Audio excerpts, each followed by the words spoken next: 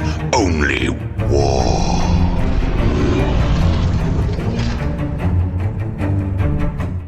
What is up, gents? 40k Dirtbags here. We got a tournament video for you guys. We just got back from Nova Open. We placed third out of around 400 players. If you guys are new to 40k in general, there are huge major GTs, and anything over 250 is considered a major. So this says 400 players of the best players across the country, especially in the Northeast, is out in the DC area. So we got to play 9 games straight. So it is one of the biggest events of the year because of how many games and players that go to it.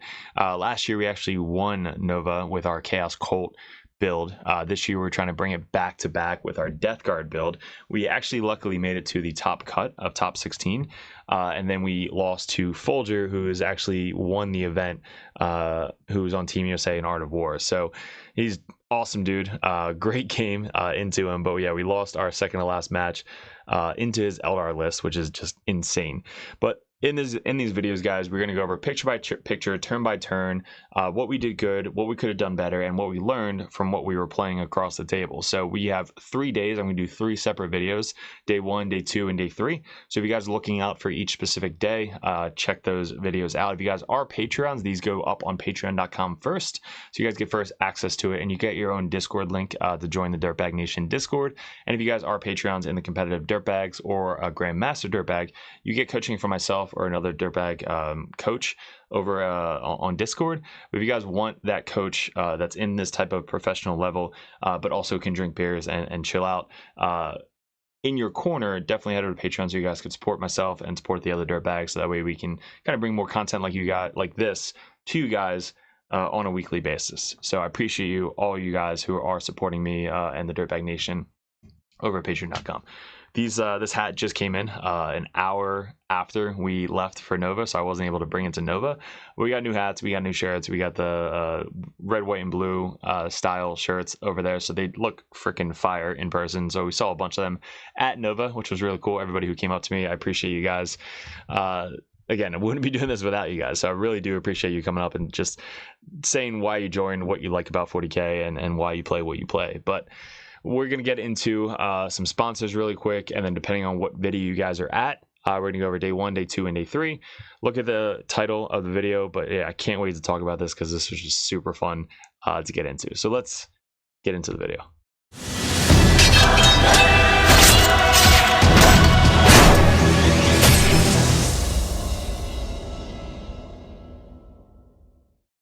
All right, guys, so this is game 1 of a 9-game series. We're going to do each video 3 games of each day.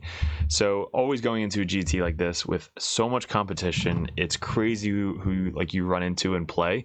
We actually are playing the 6++ YouTube channel. One of the nicest guys I've ever played. And he's funny because like him and his buddy are both running World Eaters, kind of similar lists. And if me and Keevel didn't talk about this list specifically before we got into the Nova, I probably would have gotten tabled with these stupid Hellbrutes that have endless fighting from the World Eaters. So let's go over his list real quick, and then we'll go over everything we need to know. So super awesome list. He's got really cool models like from I think Warcry game, but he's got 3 Hellbrutes. They have a rule that anytime they're hit, they get to attack back. So there's a lot of cheeky things you can do with it because you have autopilot 6, I believe, with World Eaters. So if you charge into something, kill it, you can then pile in 6, force them to attack you. You then attack again. If you kill it, you pile into something else 6 inches, force them to attack you, kill it, and just keep that trend going as long as they're all kind of tied up near each other. It's kind of a dumb activation, but it works. And also you can basically fight twice. So if they charge you as a World Eater player, they don't kill you, you can then proc your ability to fight them because you were attacked, and then activate and fight again.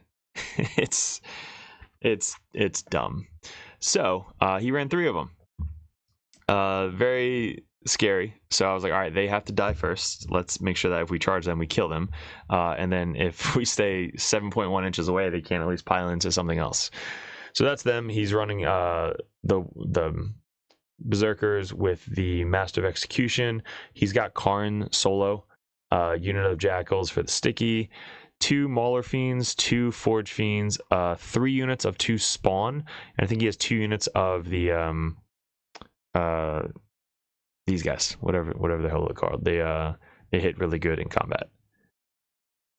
I forget what they're called, but 2 units of them, 2x3, and a Rhino. Their strats, like, they can get out of the Rhino if you end with a 9, which is insane. They have the auto 8 horde move into you for the berserkers.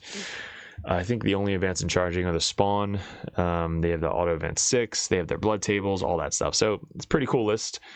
And first game, I have it right here. We are playing Purge the Foe. So last year when we were running our Chaos Cult, Purge the Foe was our worst matchup.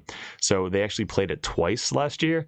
So this year they only played it once, but they played it in the first mission. So the likelihood that you are going to go into like your counter, maybe Gene Stealer, Chaos Cult, all the Horde armies, getting rid of Purge the Foe first, I actually liked, because you don't have to do that like game 7 or 8 or 9 against the tournament, you know, best of the best, Folger or something like that. Like, you're basically playing it and hopefully you don't get a bad matchup on game 1. So Purge the Foe, we have a ton of experience in. You want to try and kill somebody turn 1 to try and get 4 points and stuff like that. So going into World Eaters, we know that they have scout moves, they have advance and charge, all that stuff. They don't have any infiltrators in this list, so I was kind of glad that he didn't have any of that. So for this, we set up his deployment was he put basically everything on the line. So he puts his 2 spawn, 2 spawn, 2 spawn. They have a scout move 9, I think. So I wanted to try and stop these guys from scouting to try and steal the objectives turn 1. So they were there, and I had these guys. So if they charge into me, I can then kill them to try and get 4 points on my turn. So if I go first, I can then just run them back, because at least they stop their scout move.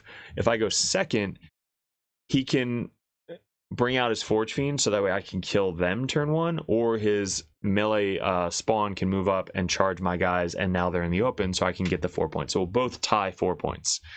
If I go second, I'm going to hopefully get the 4 points. If I go first, I can just run them back or forward, probably back, to try and be more defensive and not give up 4 points turn 1. So we get first in the first game. So on our turn 1, we get Call the Horde, which I can't do, Establish Locus, and Tempting Target. So Tempting Target was great in this situation because I actually scouted up my spawn.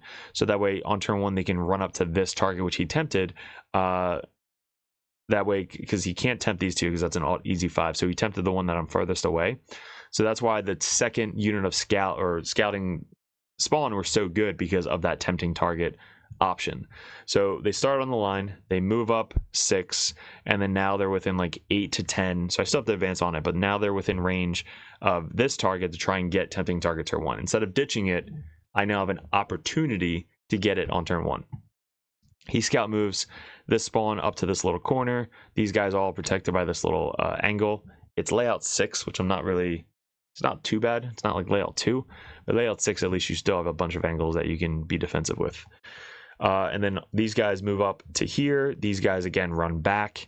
I put them within 6 of Mortarion, so that way they can react a move either forward or backward, because I'm facing a melee army. So I want to try and stay out of their threat ranges with that. 2 vehicles up here to get that angle.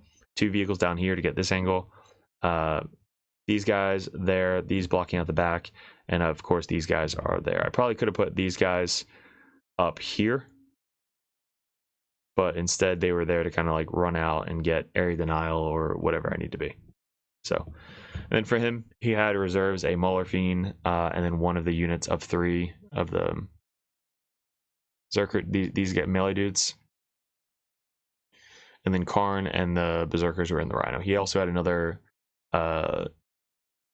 Dreadnought in reserves as well. So that was our turn 1, pretty simple. Like I said, we ran backwards instead. We blocked out these spawn. So spread out as much as we could. We put them within 6 inches of Morty right here. So that way if he moves up, I can react and move away.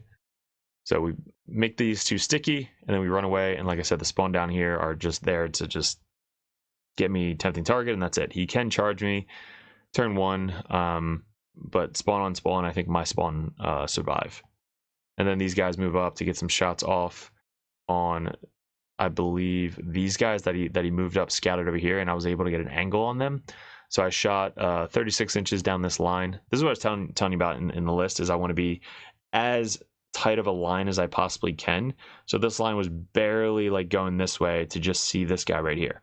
So that way this Forge Fiend would have to come up to this angle to shoot me back, right? So that's kind of what I did with here. I shot, we killed one of these guys, took the other one down to 2. And that was basically my turn 1. This guy moved up to get Lone Op and be within charge range or counter charge over here. So we had a pretty good turn 1. His turn 1, he moves up, steals my center sticky. He moves up and I think he tried to charge these guys. No, so the 2 spawn moved down here. Yeah, they moved down here. They moved up to the wall, and these guys moved that way. Yep, so he's got 3 guys on the wall here. He's got these guys that moved up and charged. I think they charged my spawn over here. All right, so basically his spawn moved up to the center. The other 2 spawn charged down here. He had his 2-man that was shot the turn prior charge my spawn. And at this point, this is kind of where the game was going, is he charges my spawn with the -1 to hit, no rerolls, T7, like charges in, doesn't really do almost any damage to them. And then they wounded me, or they allocated wounds a couple times to me, which I think I killed one of them back with the mortal wounds. And then with our melee, we actually killed the final guy back. So he charges into me, does 1 wound to me with the 4-up base save, and then the 5-up feel no pain. And then I clap back with my mortal wounds and then attack as well. So that was kind of like, what the hell just happened? Get charged by 8th bound. That's what they are, 8th bound, and live. So after the end of his turn, he kind of like places everybody getting ready for turn 2, and then charges in, loses it, and now it's like my turn to come back. So couldn't put anything on this objective over here. Stops me from getting sticky here. Our turn, we just kind of like run up and block out over here. We get no prisoners and defend stronghold. So no prisoners. We killed the 2 spawn in the center from all the shooting. So shot, killed these 2. And then down here, we moved up our Mythic Blightholder, moved up. We wanted to kill this Hellbrute as much as possible. So he had the Hellbrute here, which he had the Hellbrute Fortress. So I was like, all right, there's my charge target for my Death Shroud, because he has nothing left over here. So if the Death Shroud can come down, charge this way, kill these 2, get out of line of sight of the Forge Fiends in reserve up here, that'll be good. So when I bring down my Death Shroud here, he rapid ingresses his Hellbrute over here. So when I charge, I stay outside of 6 inches for the counter charge. So when I charge in, I make the charge. I put I think 3 of the guys into the Hellbrute. I shoot the Hellbrute with the Forge Fiend, or with the Mauler Fiend as well. And then I charge the 2 spawn. This guy shoots the spawn, takes him down to 1. I charge his spawn with my 2 spawn, the Mythic Blightholder, and then this guy gets the shots, all of them, so I kill those 2. And then I charge into the Hellbrute, and he does the -1 damage, which is scary enough. So he's -1 damage, fight back, autopilot 6, and when I went into him, I think I kill him to the wound or something. Like it takes him all my attacks to go into him. He blows up, does some wounds to me, does some wounds to this guy, does some wounds to that guy, and then that's my turn. So now I have to try and survive this Hellbrute coming into me, but at least I'm far enough away that he can't like charge me and then pile in. So I'm just going to try and survive and tank this Hellbrute and see what they can actually do in combat. Up here, we advance forward again to try and stop him from getting onto this objective. And again, the reactive move, so I'm staying within 6 inches of Morty, so that way they can reactive move back or reactive move forward to try and block him from getting on this objective. And that's really it. It's kind of like just a waiting game to see what he commits, so that way I can try and react and move away. I have most of my army right now back here. I kept the other 3-man in reserves because I didn't need him right now. I'm waiting for his 10-man to come out of the Rhino to try and go after the those guys. So he commits the Forge Fiend up here in the top. His Hellbrute is still waiting over here. The Mauler Fiend is still waiting. He moves up his Rhino here to probably commit next turn. Spawn move up to try and charge into the Poxwalkers to steal this point. These guys move up out of this ruin right here, so they run up to here. I react to move forward to then go backwards. Or actually, I react to move to surround these guys so they can't get into Morty or my Demon Prince. And the one closest to the spawn up here, react to move away. So this like 4-inch charge now turns to a 8 or 9-inch charge because I'm moving 5 inches directly away from them and moving to surround these guys. So these guys fail their charge, but these guys make their charge. So they obviously kill the Poxwalkers, but I'm willing to take that trade because now that he has 2 units right in the open with his Forge Fiend up here. So he's got 2 units in the open, Forge Fiend in the open. These guys survived the clapback of the Hellbrute, and on their swing back, I didn't attack the Hellbrute, I attacked everything into the Forge Fiend. So I killed the Forge Fiend on his turn. Hellbrute fails to kill the Death Shroud here. And I still have this guy to move up and shoot him, and then I have my spawn camping the objective over here. So on my turn, I have the Heavy Blade Launcher to shoot him, the Mythic Blade Hauler to shoot him, these guys to fall back because I don't want them to attack again to the Hellbrute. And then I could charge and tank shock if needed to try and finish off the Hellbrute. So we now have 2 Hellbrutes down, and we have a ton of stuff in the open. So with the Kill More mission, the Purge the Foe, I am winning the Kill More because I keep like giving him like 1 to 2 units, but he's giving me 3 to 4 units. So I'm winning that trade. I have to also try and win the Hold More mission because he still hasn't been able to get onto this point, and I've held this point for most of the game down here. So I'm holding more while also trying to kill more. So this is just a bad matchup into the World Eater player going into Death Guard, especially like at their height right now. Even though after the nerf, still a bad matchup. Going into turn 4, we get Hold More. Because we held the top one, held the bottom one, held our home. And again, he had those 3 guys in the center, so now it's time to commit. So I'm committing Morty, Demon Prince, Poxes, Mythic Blade Hauler, Drone. They're trying to kill these guys. The other 2 spawn are still camping this objective. We blocked out the backfield, but all of his guys are in now, so we don't have to worry about blocking out our backfield anymore. The Mauler Fiend rapided up here. We did kill the Hellbrute down here, so we still have a full Lord of Contagion with Death Shroud, Mythic Blade Hauler, Spawn, Heavy Blade Launcher, Morty, Demon Prince, and the other unit of Death Shroud I think are about to rapid up here. So I want to get on from both angles. So it's turn 3, my top of 3, so I didn't bring in my Death Shroud, so I have to bring them in on bottom of 3, so you have to rapid ingress. So I tell my opponent, I'm like, hey, I don't want to forget about my Death Shroud, so I'm going to put my Death Shroud model like on my tape measure so I don't forget him, and I'm telling you I'm going to rapid. So I told my opponent like, hey, I'm going to rapid just so I don't forget to bring them in on turn 3. So on turn 3, I rapid them. Oh, this was a pro play by him. I rapid them right here outside of 9 inches of basically everybody and outside 6 inches of the Rhino. But let's go back to his Mauler Fiend play. This was a pro play here. So he gets attempting target and storm hostile objective. So his Mauler Fiend, I think, is OBSEC 3 or 4. Instead of normal World Eater players running in, charging in, and just trying to kill everything to get on the point, he then decides to just advance. He needs like a 1 or 2 to advance onto the objective, and advances his Mauler Fiend onto the point here to then out OC me to then gain a 9-point turn. So I think this move right here, most players would just like run up and try and kill, but he was just like, you know what, I'm just gonna get 9 points from this one model by just running forward and then me having to come out and kill it next turn. So this was a pro play. I had to take a picture and give him a shout out. So very good play there. And obviously next turn we just moved up and had to kill it. So instead of moving up the Mythic Blade Hauler, we moved up everything, so that way when we charged, we could pile in and get closer to the actual action going on up here. So the Death Shroud just kind of like moved in and charged, and then they are kind of out of the game for the rest of the round. We wanted them like have some type of impact on turn 4 and turn 5 maybe. So that's why we like charged in and piled in around the base to get like this way, so that we're a little bit closer this way, even though at this point it doesn't really matter.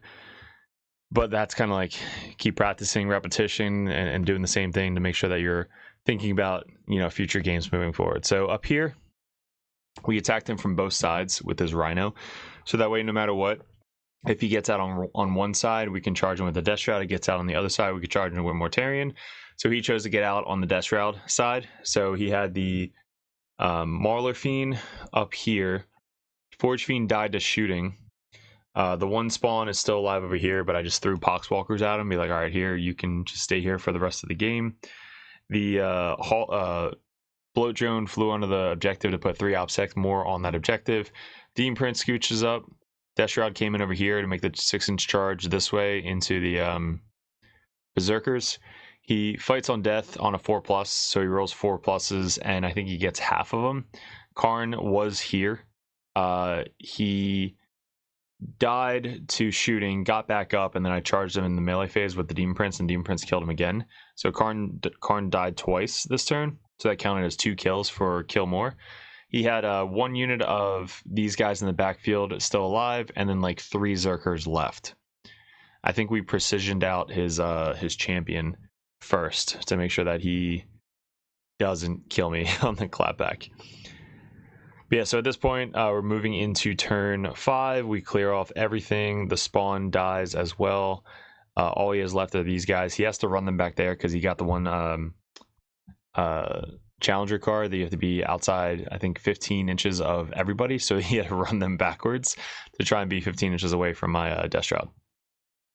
So final score of the game, we finished up 100 to 58 against the 6++ YouTube channel.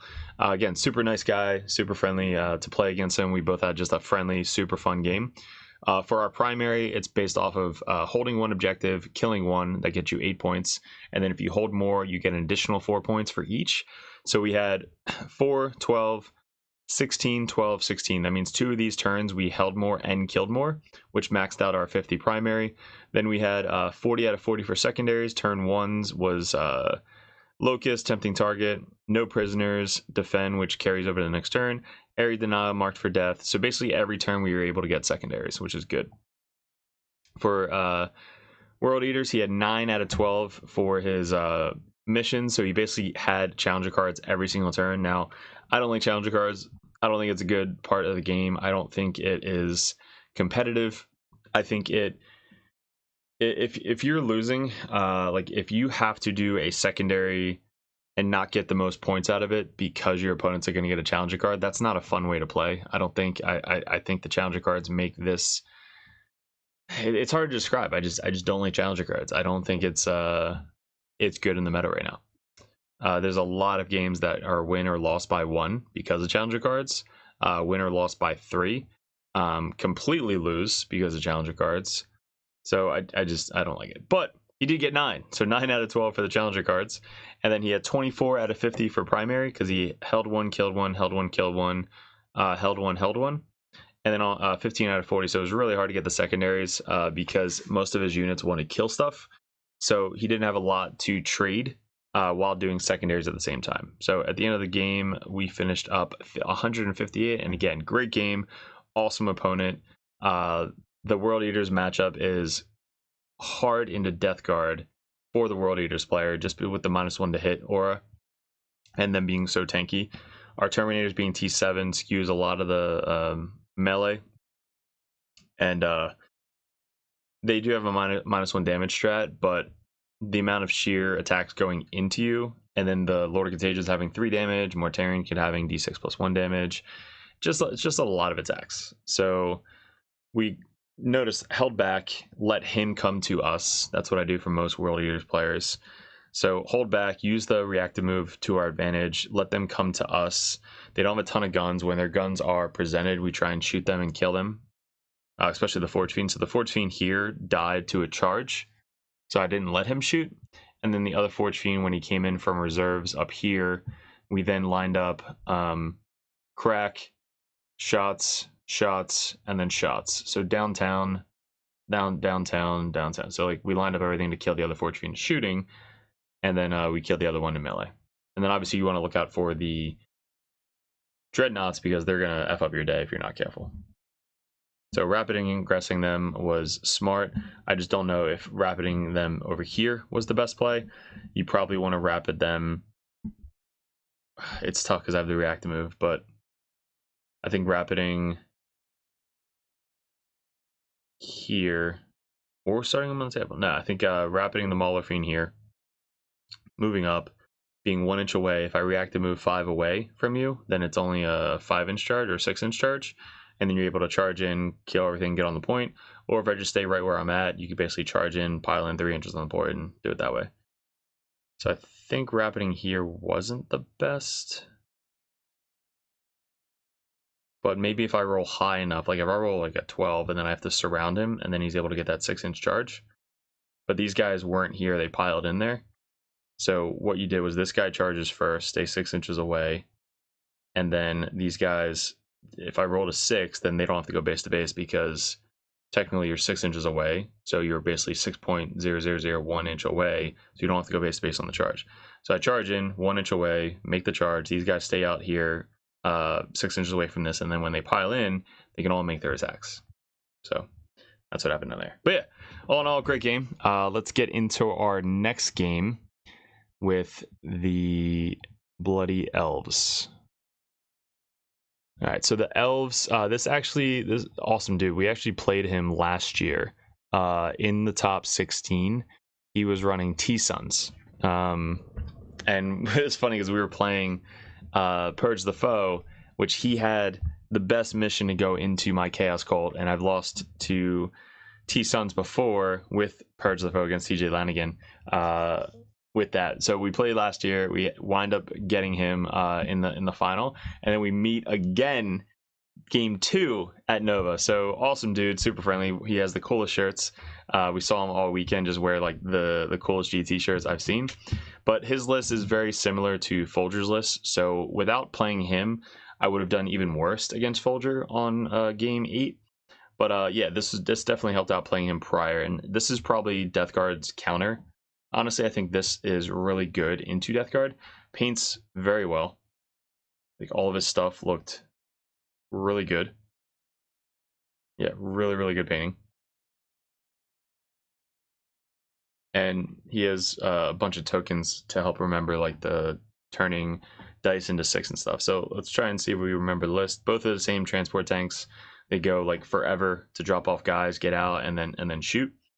He's got 10-man fire dragon with a character up here, and then a 10-man fire dragon with Fugan right here.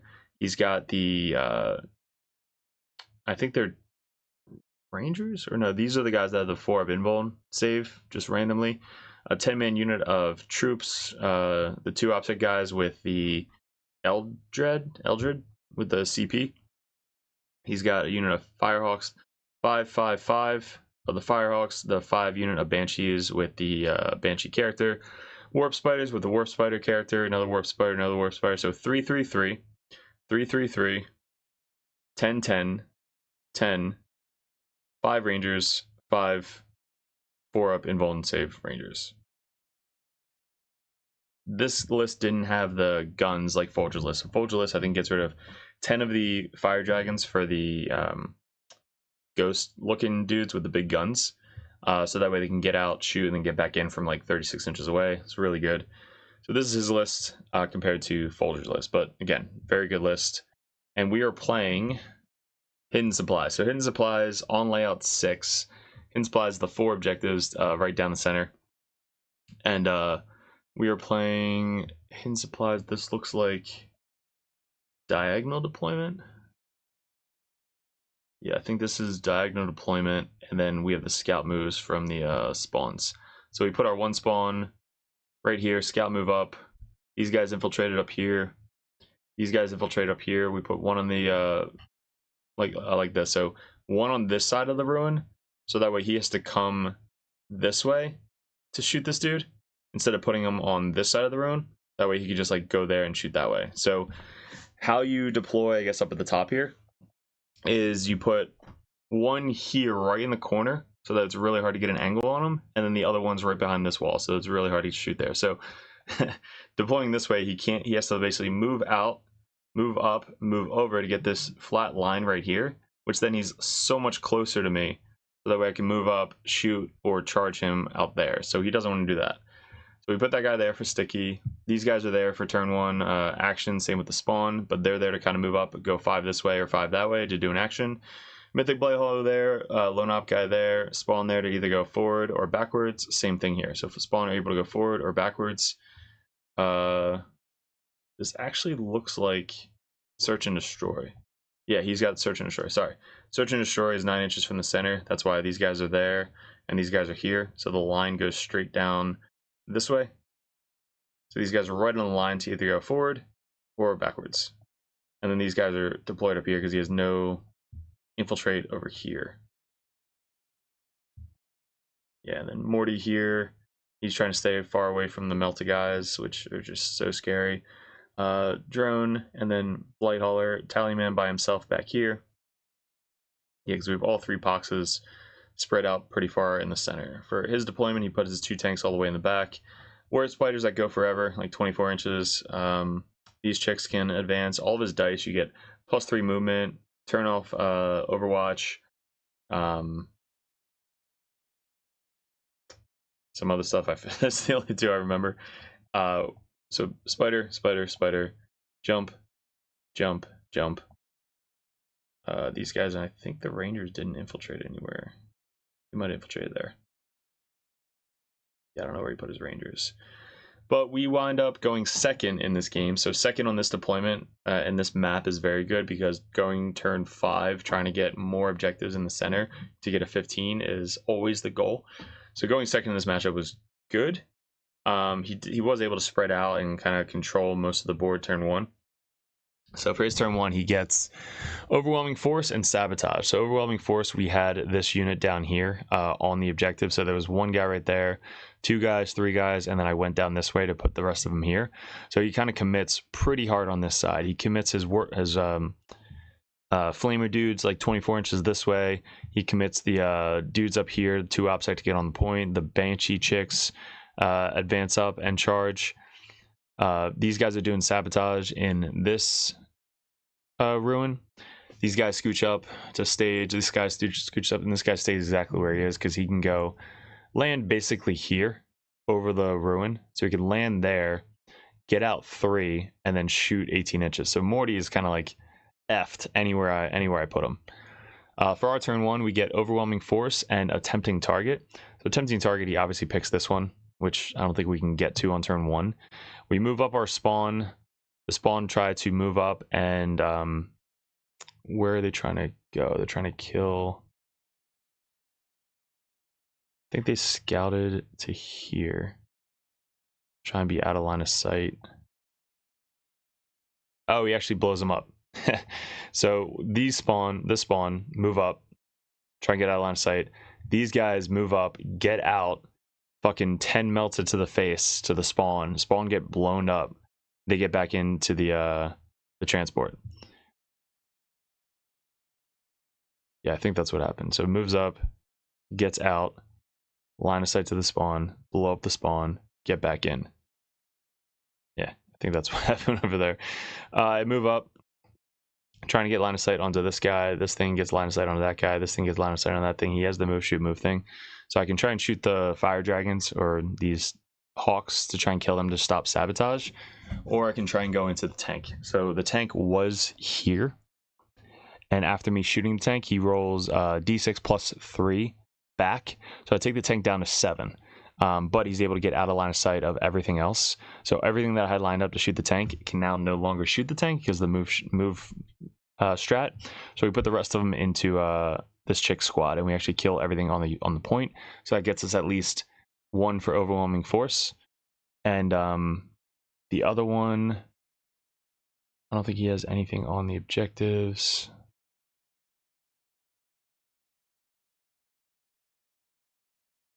Yeah, he probably had the Ranger squad up here. That's where it was. So the Ranger squad moved up here. So the Ranger squad was infiltrating here. So he had a Ranger squad over these 2 objectives. which when we moved up the spawn, he rolled a d6 and rolled like a 1 or a 2. So I was like, all right, they're probably dead. He's like, yeah, they're dead. So we charge the poxes into him, and then we charge these guys into him. So when we charge them into them, we kill the rangers, pile back onto the objective, get out of line of sight here. So that's why they're right there.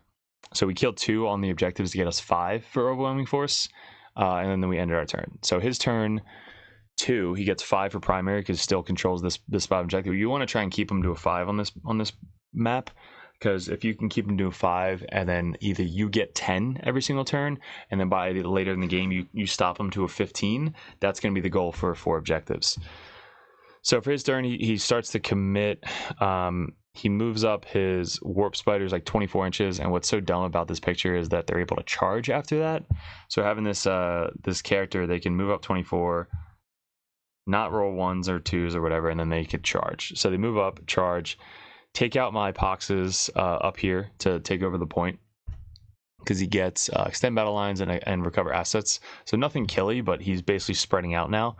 These guys get on the objective and just murder my poxes here. And then these guys move up. They could throw grenades after they move, which is awesome. So the spawn here die pretty easily with the Meltas. So they move up again, get out. Meltas blow up this spawn unit, get back in.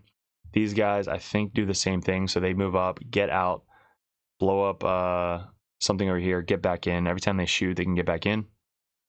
And then down here, he smartly moves up the warp spiders and then just blocks my movement going this way. So Morty and all these guys basically moving up, blocking my movement. I have a bunch of units to now start to kill. So this turn, I have to come back and kill as much as I possibly can before the Meltas get out. So if I can kill as much of his scoring units before the Meltas get out and blow up Morty, that's going to be my goal this turn. So he basically spreads out, gets as much as he can, and now it's our turn to bring in the Death Shroud. So turn 2, we commit. So we bring up our Mythic Blight Hauler. I'm sorry, our 2 blow drones, 1 Blight Hauler up there, the other one died, probably to the Meltas. So we commit Morty, we move up, do D3 mortals at the movement phase to the warp spiders, and then these guys, and then we want to try and countercharge, but they were too far away. So we charge into these guys, clear these guys off the point. That clears this point. These guys are still there, but not too worried about them right now. We kill everything on this point. So he now doesn't have this point, he doesn't have this point, and then we want to kill this point. So we tie up here with the Mythic Blight Hauler. So he moves up, shoots, charges, tries to do a mortal wound charge with the tank shock, fails it, rolls 0 5s, so that's great. And then we charge in our Death Shroud up the top here. So we come in outside 6. We put these guys in contagion. I don't think we get this into contagion, but we come down outside 9 of this tank. So we come down here, we charge in 6, we pile in, and then we pile in. So we tag this tank, kill these guys. Now these guys are in his face, again, right next to the fucking melted dudes. And then these guys down here are still waiting here, but he's at 1 right now. So we, I think, shoot him again, but then he does the D6 and he rolls a 4, which he needed to get off the terrain feature. If he rolls a 3, he stays on the terrain feature, which then I can shoot him again with this drone. So we shot with this drone first at this angle. Took him down to 1, and then he moves back, gets out of line of sight so that this one can't shoot him. But this is what we did this turn, was we try and kill as much as we can and keep him off primary. So his turn 3, he gets a 0 for primary, which is huge in this turn. So this deployment is getting a 0 is bad. So if these Hawks were just towing this, he would have got 5. If these guys were towing this, he would have probably got 10 or at least 5. But that was kind of big. So his turn is time to commit into Morty. So he moves up these fire dragons from over here to over here. These guys move up on this side, get out. These guys rapided down here, so he only has like 2 guys down here to shoot Overwatch into these guys. And what's dumb about the Overwatch is this guy has sustain 2, I think, or sustain 1. Might be sustain 2. So he can auto turn the Overwatch into 6s, which then is sustain 2. So he can get like a minimum of 6 to 8 auto hitting 6s for the Overwatch. So if I would have rapid like here, and then move up to get these guys in line of sight, they would just overwatch me and get minimum 6 to 8 meltas going into me. That's not cool. That is dumb. Why is that in the game? So we had to bring them fucking all the way down here, so that way I can move up and still try and stay out of line of sight of these guys is shooting, so that way I can try and charge and kill them. But these guys over here are going to try and save these 2 points for me. So I'm going to try and move up, shoot down this way, charge this way, clear off this point. So in my turn, I'm going to try and do the same thing.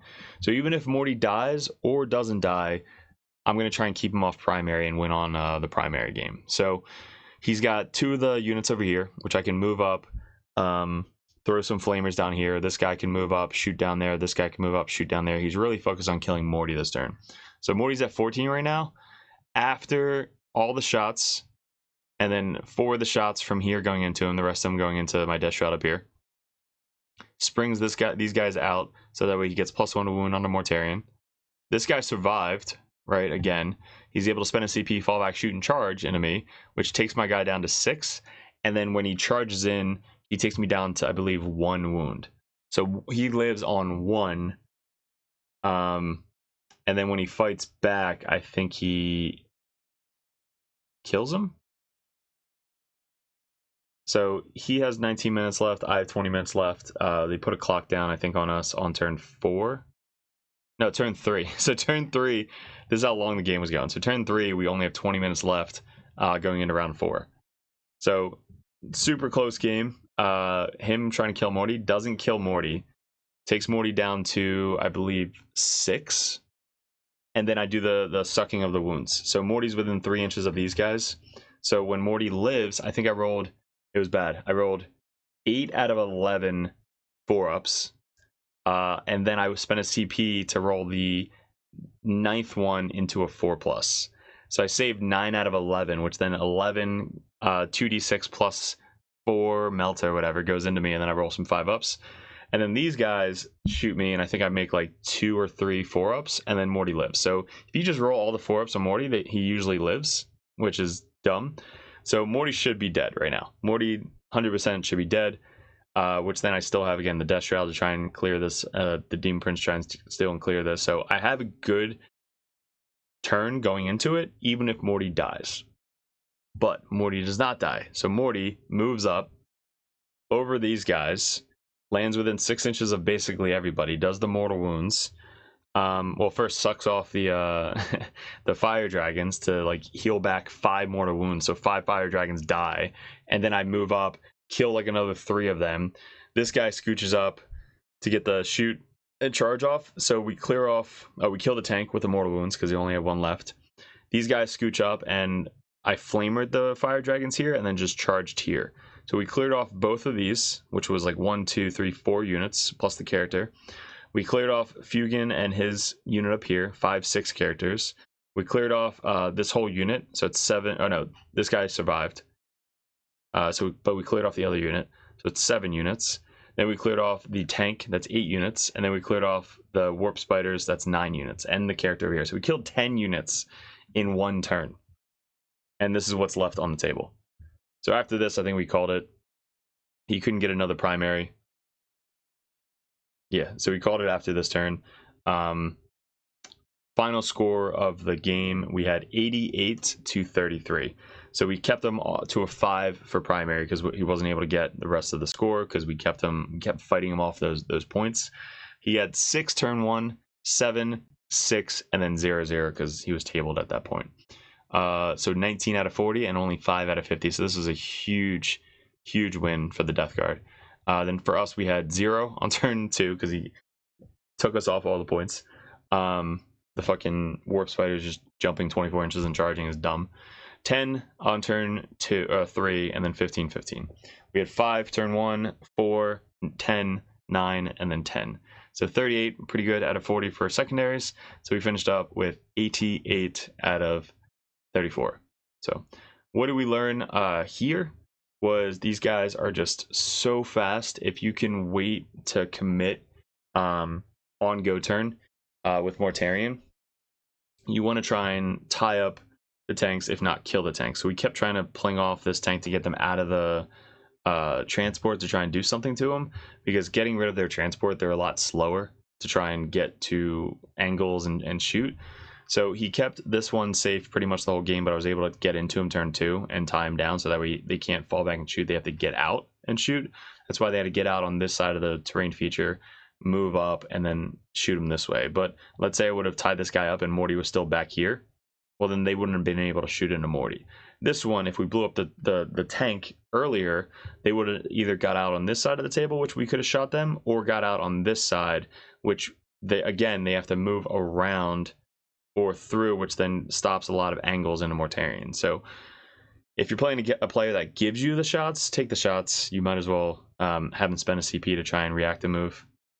And if you get lucky and he fails a lot of saves, you blow up the tank early. That gets the guys out to slug it across the table. So that would be my suggestion into the Meltas. And then just assume that Morty's going to die. So if you give him Morty, Death Shroud, Demon Prince, and then the tanks, he has to choose who he's going to go after. Most of the time it's going to be Morty. So if he goes into Morty, Morty lives, great. If Morty dies, you planned for Morty to die, so that way you can have enough assets to clear him off primary and win the game off of that. So our primary game was our whole focus in this matchup, and clear off as many of the small 5-man units as we possibly can. So clearing out 10 units on turn 4, on turn 4 or turn 3 was huge, because we rapid at turn 3, turn 4. Yeah, so turn 4 was huge. Us going second. So turn 4, we finished up with 11 minutes. He had 2 minutes. So he had 2 minutes going into turn 5. We had 11 minutes going into turn 5. So, but yeah, that was good. Again, great opponent, awesome dude. Really precise with the rules, really clear, really good with the movement. He had this sheet that actually showed how far his guys can move over the buildings. Like if the building was 5 inches tall, his Vyoko can move 18 inches flat across the building, because he already had the calculation doing the measurements. I don't know where he got it from, stat check maybe, but it was really cool that he had that already. So like when I actually measured the going up and then going down is exactly the same. I was like, that's really fucking cool. So he was already prepared by knowing how far he can go, where he can go, how he can get his guys out. He didn't have to set up his guys on the table because he was just going to take them off anyway, so it saved time. You just have to ask your opponent, like, hey, are you okay with me putting my guys out, or not putting my guys out, maybe just putting one guy out, seeing the angle, seeing the distance, and then they're going to go back in the objective anyway. I'll already spend my CP. So he spends a CP, tells me what he's going to do, doesn't have to set up his guys because they're just going to go back in the transport anyway, and it saves everybody time. So the only time it would come up is like if you have a reactive move, or if you shoot back, or something like that, which comes up in the game against Folger. But this game, it was very clear, very clean. I love clean games. And he had tokens as well and everything to make sure that he's not overspending his auto 6 rule. So again, if he kills this guy, actually it's a little bit different again, because he would have got some primary going over here. I probably would have auto exploded and tried to kill it on the explode. But he takes him down to 1, which then we keep OPSEC. I think I spent a CP to auto pass him for leadership. So then we kill him on my turn. So that was key over there. But yeah, that's how I played the game. I tried to play the same way into Folger on game 8, so I can't wait to talk about that one. But I think I might deep strike Morty next time. I think Morty might be the rapid ingress target on turn 2, and then he'll move up 10, put something in a contagion, and then the Death Shroud can come down and charge in. So that way I have everything kind of like in front of you with Morty out, with Morty not taking any wounds before he even goes in. So I think against Eldar, I'm going to try and deep strike Morty next time, and maybe even practice a game or two with him in rapid ingress to see if that actually is going to play into Eldar a lot better, because Eldar was one of our losses at Nova. So hopefully this helps you guys out. Let's get into game 3 against Space Wolf, Space Marines. Not Space Wolf, Space Marines, painted like Dark Angel. Are they Dark Angels? Dark Angels, but they're actually Space Marines. So game 3 coming up. All right, guys. So game 3 into Space Marines. Super awesome player. We got matched up round 3. One of the funniest things he said to his buddy walking by, Dirtbags, they came by and said, it's crazy that we got paired up on round 3. He's like, yeah, I got a play the raid boss or the dungeon boss on game 3, I started fucking dying. But dude, no, this was such a good game. I was so close because this one guy right here lived forever. So let's get into the list. If I didn't play Brian so much, who's the local Space Marine guy, I wouldn't really know what this list does, but it is a very, very strong standard Kleemann Space Marine list. So of course he's got Big G, he's got the guys in the back with the double shotguns. He's got these scouts up here, a tank, Dreadnought, Land Speeder, Calgar with the company, Vindicator in reserves, the captain with the Phobos, and a unit of scouts over here. So pretty standard list. Does very well in the meta with the Oath and +1 wound. It's a very, very good tanky list to get through. So we are playing Take and Hold in this one with the deployment of 20 inches up and then 12 inches up. So for us, we kind of deployed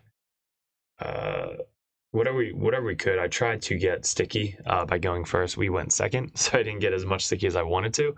But we put these guys on the objective. We tried to do the same thing where this was annoying. They didn't have the right fucking piece, so we had to put one of them upside down, which was just so annoying. I think one of the guys on YouTube made a video of you spend all this money, but you don't really get what you deserve out of some tournaments. And this is a great example of it, where you spend hundreds and hundreds of dollars to travel and flight and food and ticket and all that stuff. And we have to use fucking upside down terrain pieces because they're not the right length. And it was dumb. So they kept falling over, whatever. Okay, so up here, we put one Poxwalker here, two next to him, one kind of diagonal, and then one this way, so I can go like a zigzag to get harder line of sight for him to shoot me this way. One Blight Hauler up here to try and be back up. We have the other Blight Hauler down here, two Bloat Drones down here, the Demon Prince here to get blown up, but there's no dudes around here to get blown up, so I'm trying to like just keep them there and not get shot from different angles. We have 1 on 2 objectives here. They're tied back to be within 6 inches of Mortarion, so that way I can get the reactive move. So if he does move up his scouts onto there, he can't scout 9 onto the objective, but at least if he moves onto the objective, he ends with a 9, and then I can move backwards to try and get out of line of sight. The other guys are here just to kind of like launch out and either do turn 1 actions or a turn 1 secondary by moving up and cleansing. Spawner there so they can move diagonal into this building, or straight forward if I go first. The second spawn are down here. No, they're here. So they're right here so they can move up and try and get into this quarter, or go up there to try and get them defended up there. So, and then Typhus or Morty is back here to get out of line of sight of this angle. So he can't get this angle on me, and he can't get this angle on me. So that was the deployment. Space Marines go first. So we lost out on the sticky objectives, but he did move up his Vindicator into this ruin right here. All the other dreads trying to stick out and get line of sight. Galen moved up. This guy moved up to the point because he had storm hostile objective and assassinate. So he moved up, this scout unit moved up and then got onto the point over here to steal the objective. This tank scooted up to blow up my Poxwalker unit. It's got like 1 million attacks, so there's really no way that my Poxes were living. I think he oathed my Pox to make sure that they died. So killed all of the Pox, and then these guys got on the point. Remember this guy right here. Just remember that guy. Okay, we'll get back to him. This guy scooches up on the objective. So he stormed the objective. He couldn't get assassinate, so he ditched that one. These guys did move up onto the point, and when they moved up, we scouted backwards. So that way a bunch of these guys got out of line of sight of the Vindicator over here. So the Vindicator couldn't really shoot anything this way. And how these guys died was some random shots from this land speeder killed 4 of them in his turn. So the reactive move definitely helped, especially with the scouts moving up. Vindicator moved up first, then the scouts, so I was able to move back to get out of line of sight of the Vindicator. So that was clutch. Demon Prince stayed there. Everything else kind of like waited a bit. Now, once he started committing down here, I had some scouts to kill, this land speeder and this dread to get some shots off. But if I do step out, I'm trying to stay out of line of sight of this Vindicator. If the Vindicators get line of sight on a Morty, we already know that they can kill a Mortarion with Oath and +1 to wound. Hitting on 3s, 4 rerolls, and +1 to wound, winning on 2s. not fun time into Mortarion. So what we tried to do up here is on our turn 1, we get engage in all fronts and sabotage. So we get some shitty secondaries on turn 1. So engage, we're only able to get 1 point because we can't get into really any quarter. Can't get in there.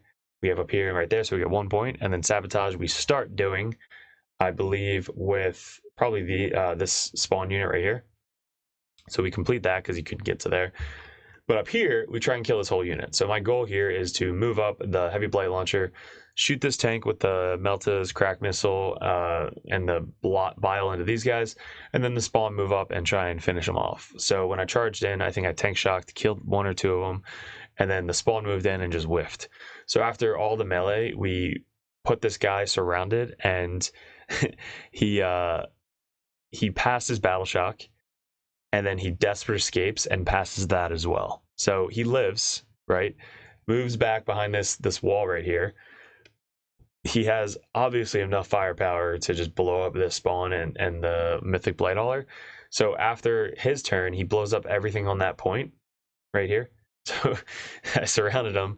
He backs up, lives, controls that point after he does this. I think he gets extend battle lines and tempting target.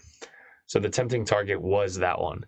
So he gets extend technically with him and a tempting target because he's able to control that after he blows up all of this. So this guy already is up 9 points. And 10, I think, because of I'd stop this point. Yeah, so he gets 10 because he controls this and controls this. So oh no, he doesn't. He controls down here because he puts 3 scouts on there. I'm only able to put 2. So we got 10 points there. But this guy moving over there gets storm tempting target and extend. And then he moves up, kind of blows up a lot of my boxes. This thing survives, so he scooted over here. This dread came out. This dread moved up. Vindicator stayed the same. These guys are waiting. Gilman's waiting. And he brings up a Vindicator up here. So Vindicator comes up here to get shots off on either the Mythic Blight Hauler or the spawn. So when I see the Vindicator come up here, that means I know that Morty is probably going to be fighting mostly down in this area. Because if you look at the angle, there's no way the Vindicator is going to be able to get anything through this lane right here. He would have to move up and shoot this way, which he only shoots 24 inches. So the Vindicator coming up here instead of over here was huge. Vindicator coming down here stops Morty from really going in any direction. So I think the Vindicator up here definitely needed to happen, but if the tank could have just moved up, shot everything, Vindicator comes down here, and then he charges, he at least steals this objective, and now the Mythic Blight Hauler's in combat with his tank, but he controls the point. So if the Vindicator comes down here, maybe gets a line of sight on this drone, blows up that drone, then that would have been way different of a match with both Vindicators on one side. But instead, he blows up everything over here. That guy's still alive. The Demon Prince scooches up this way, gets line of sight on him, so I'm going to try and shoot him. It's 3 shots, AP1, so he gets a 3-up save, makes all of his saves. He actually fails one of them, and then he re-rolls it to a save.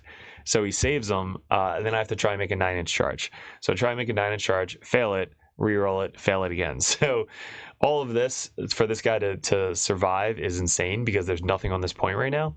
So if I would have killed it, I would have stopped 5 points. But instead, he lives and then spends a CP on his turn to auto-pass him to get another 5 points. So he's up to 5, 19. He's up to like 19 points right now just from this one fucking guy.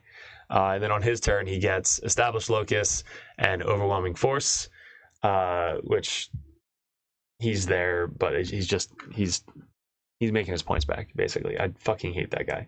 All right, spawner there, waiting for, to launch out and give me something in Contagion so I can bring my Death Shroud down.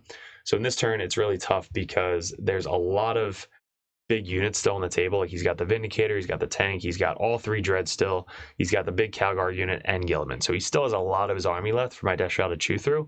So Death Shroud have to come down and pick a target on what he has to do. So we get Display of Might and Secure No Man's Land. So we have to try and come down, and we're committing this turn basically. So we move up Morty to get line of sight on most of this and these scouts. we bring up our heavy blight launcher, our mythic blight launcher, our second heavy blight launcher, and we're going to start shooting some tanks with these and see if we can take them down. So no cover on this guy, so this thing dies pretty easily to shooting. And then we want to try and get into this dreadnought over here with our Death Shroud. So if they can come down, Pox is charging, keep the scout on the board, and then the Death Shroud charge in and trying to get into this guy, staying outside of 6 inches of Calgar so he doesn't get countercharged. We fail the charge like I said up there. So we made the center one sticky as well, but he just still has his character just walk out and unsticky it. So that is the end of our charge. We fail that. We charge here. We, I think, blow up this tank with the charge. We tag this scout with our unit as well. And all these guys are kind of just still waiting. So we only blew up 1 tank so far and 1 dread. So tank and dread are dead. We pile backwards onto the point after killing the scouts with one of their Death Shrouds. So one Death Shroud killed the scouts. The other ones killed the dread. So now the sucky part is the characters on the outside. So I wish the character was on the inside, so that way when I piled in, I could get the character on the inside. So if he shoots me, I can remove that guy. But instead, I can't remove the character till the end. So he has all these guns that can go into the character and then charge him at the end to try and kill him. So right now it's not looking good. Death Guard are on the back foot. He still has a ton of stuff. This guy died to, I believe, me shooting far downtown with a heavy blight launcher. So I think this one killed this tank. And then I wasn't going to kill the 2-up save tank dread. So I was going to kind of like shoot this way. And the 3-up save go to a 4-up save. We killed this dread with, or this tank with 6 wounds left up there. So that was clutch, killing that thing up top. Going into his turn 4. Or his turn 3, scooches up, tries to see, make sure that he holds the center objective for the rest of the game. Moves up his Vindicator. This guy wasn't able to get on, but the solo character was. Vindicator scooches up, gets line of sight going down this way, but it's only 24-inch range, so there's really no shots over here. I rapid ingress these guys because the Vindicator did have line of sight to the Demon Prince, but when I rapided my Death Shroud, I put the Demon Prince within 3 of the Death Shroud, so now he's blown up again. So the Vindicator can't one-shot our Demon Prince. So that was skill right there. Leaving him in the open, he had line of sight. I was like, fuck, I still have to bring my Death Shroud in. They come down and get into an angle where I can't get shot from anything and making this guy blown up. So I am about maybe 12 inches to this Vindicator right here. I had to land there so I don't get shot. So if they move out 5, I'm within 7. So then I have a 6-inch charge. So it's kind of the same as coming in from Deep Strike, except I protected my Demon Prince. So the Demon Prince can then move up next turn and try and get on the point to steal the point and maybe kill this guy finally. But he's still there. He's still camping out that objective. So having 2 units of spawn were key, because now I have 1 unit late game while the other one died early. And then down here, he did commit Calgar into my unit after shooting it and then charging it. And then this guy, I believe, lived with the -1 damage. This was some terrible roll. What was that? That was the tank shock. 3, 6, 9. Maybe that was the tank shock. 3, 4, 4, 5, 6. I'm not sure what this is. Might have been something where this guy lived. I think it was a tank shock. So we rolled 9 dice and we didn't get 1 5+. That's probably what it was, because I tried to tank shock this guy. He was about to remove him as I was doing the tank shock. I was like, no, I'll probably fail. I rolled 9 dice and I fucking failed. So this guy actually lived after doing the tank shock on 1 wound. So I think I killed it. I think I still have. Yeah, I think I killed it with just the melee attack. Lethal AP1, not bad, into a 2-up save, 1 wound model. So we finished him off. The Lord of Contagion fell back to get behind this rune. I think 1 Death Shroud was still alive. So Lord of Contagion, Death Shroud still alive. They fell back from this unit. I lined up all the guns and Mortied into Calgar's unit. So I'm going to try and blow up Calgar's unit to guns and then try to charge him, throw a grenade, charge him, and try and take him out this turn. So if I can take out Calgar's unit, we took out a Dread. The Vindicator's goal is to get killed by these guys. And if this guy's still fucking alive. And if I could do that this turn, it's going to be a good clap back after his good turn 1 and 2.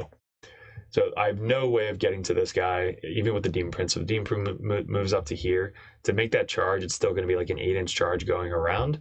So I wanted to move up this way, get some line of sights onto Calgar's unit, throw some more 2 damage wounds onto them, and be within 12 inches of my Death Shroud, so that way they can have the rerollable charge for free if needed.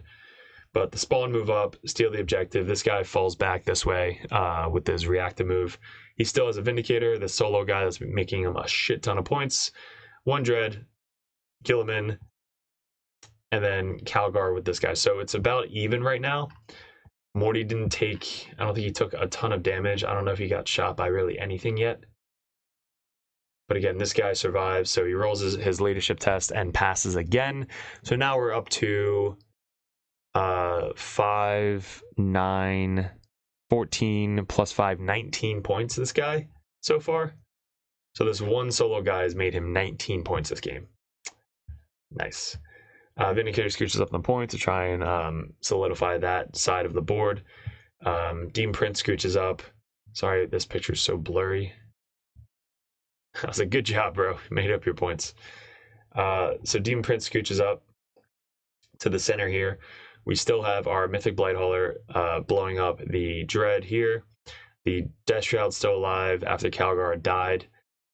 So Demon Prince, Morty, Mythic Blightholder, Heavy Bloat Drone, Tallyman doing his job, camp in the backfield. Gilliman was in the center. So Gilliman moved up, charged into my Death Shroud, killed the Death Shroud. I failed to get up my Lord of Contagion, so Lord of Contagion did not get up after Gilliman shot and killed it. He was going to then charge it afterwards to finish him off, but he didn't need to because he died. So now Gilliman's in the center, and we basically move up, throw all the grenades, do everything we need to do, charge Gilliman with everything, and then we killed him on the charge. So we killed him in the shooting phase, and then we killed him in the charge phase. And this guy made up 19 points. So by the end of the game, this is the end board state. Space Marines went first, so we went second, so we were able to control this one with Sticky center after we charged in, and the home field, so we got 15. And this is the final score. So it was a very, very close game against a really good opponent for Space Marines, against a really good list. So he had 10, 10, 10, 10. Great primary. 32 out of 40 for secondary. So a really, really good secondary game. Only 4 on turn 1. There was 1 challenger card by myself on turn 4. But he had 4, 9, 5, 7, and then 7.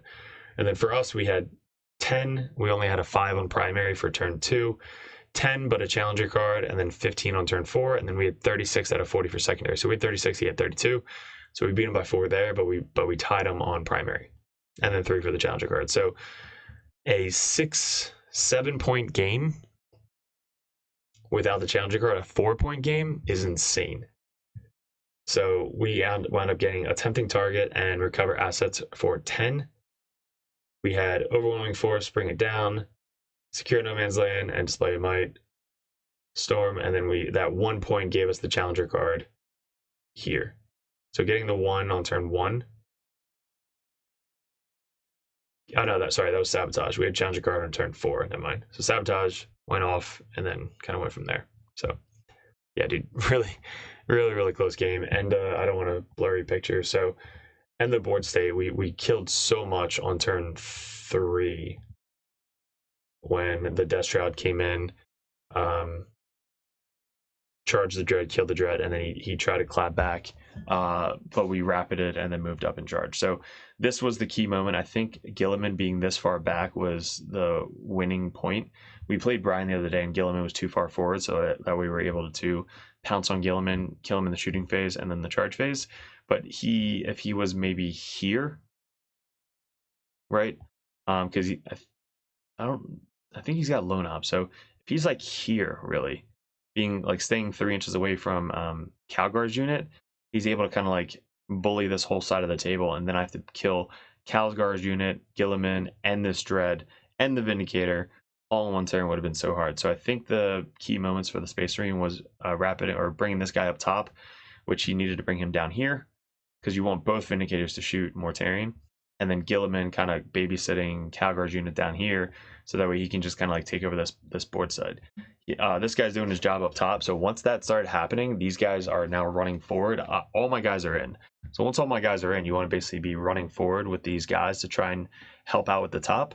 And then he would have had 2 Vindicators down here to blow up the tanks, or Mortarion, and then Gilliman to back up the Calgar. So if that happens, I probably lose this game.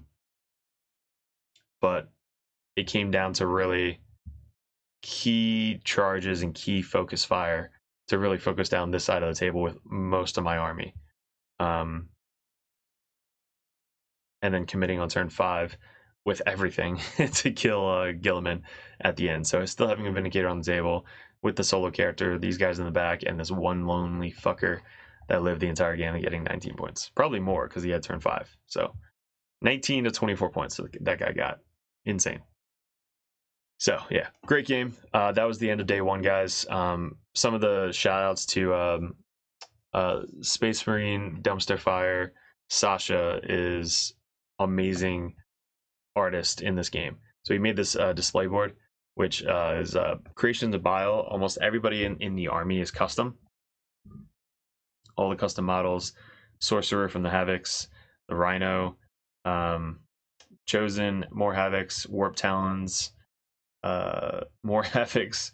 Cultists down here are goats with goat prodders. It's fucking hilarious. Possessed. Lord. Yeah, just awesome customization. He actually made a video. Here we go. Look at that. Look at that display board. That's an expensive ass display board. But talk about so much detail.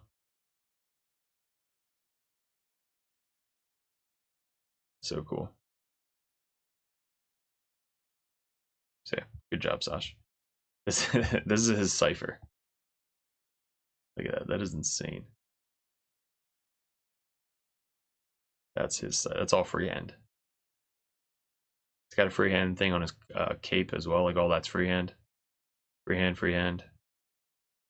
Freehand. Nuts. So, all right. So that's day 1, guys. 3-0 going day 1. Really good opponents. Really tough games. Then going into day 2, we'll lead it off in the next video. Again, all these videos are up on Patreon first before they hit YouTube. So if you guys want to support the channel, get some coaching from the Dirtbag Nation or myself, head over to the Patreon page so that way we can be a coach in your corner to bounce ideas off, questions, tactics, anything you guys need. And then the merch, we got the new hats, the new shirts. Head over to the merch store and then hit me up on Discord if you guys are Patreons so that way we can add some more stuff to the merch store. So guys, I really appreciate it. Thank you so much for the support. Sam Pope coming in day 1 of day 2. Wait, game 1 of day 2. Really scary army versus a really good opponent. So we'll be back for day 2, video 2. What is up, gents? 40k Dirtbags here. If you guys are interested in joining the Dirtbag Nation over at patreon.com, you get a bunch of perks. What we did in 2024 was we really expanded. I had traveled a ton and I played my ass off in 40k. Right now we're ranked #1 best player in the United States on ITC rankings. We were the #1 Chaos Space Marine player in the world this year in 2024. 2 years ago, we got ranked #1 Grey Knight player in the world, and this year we're probably going to go into Death Guard, hopefully when the new Codex comes out, or Emperor's Children.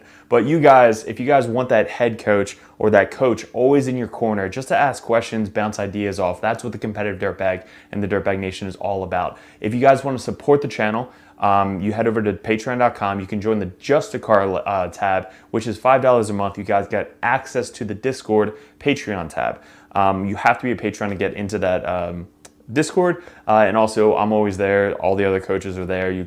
Basically, it's just such a good community over on Discord that you guys get specific access to it that only Patreons can get.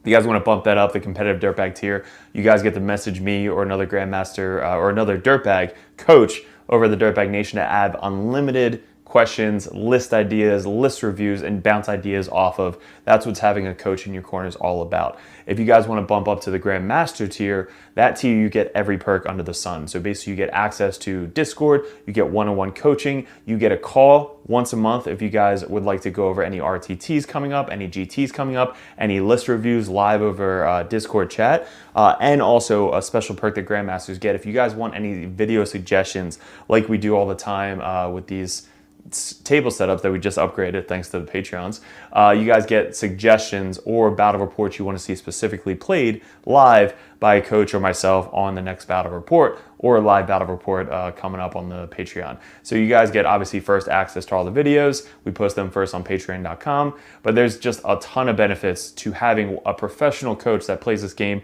all the time at the very, very high competitive level in your corner at all times. And that's really what the Dirtbag Nation is all about, getting you guys better at 40K, the basics, and being good in your community. So if you guys want to support the channel, I really appreciate it. Couldn't have done it without you guys in 2024, 2025. I am super stoked for, super excited for. We really want to get a bigger studio going. That is going to be my focus in 2025, is really growing the community on YouTube and Patreon specifically. So thank you so much for 2024, all my Patreons. If you guys are interested in joining and want that coach in your corner, head over to patreon.com and support the channel. Appreciate it.